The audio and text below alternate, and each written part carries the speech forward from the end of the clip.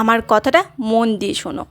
ধরো একটা কাঁচা আম নিলে, সেই আমটাকে আবার 6টা টুকরো করে নিলে, তারপর একটা কাচের কৌটো নিলে, তার মধ্যে দিয়ে দিলে কাঁচা সর্ষের তেল পরিমাণ মতন, পরিমাণটা তোমাদের মতনই দিও, দিয়ে দিলে তারপর নিয়ে নেবে বেশ কিছু শুকনো লঙ্কা, তার মধ্যে ছেড়ে দিলে, তারপর একটা একটা করে আম তেলের মধ্যে ডুবিয়ে দিলে।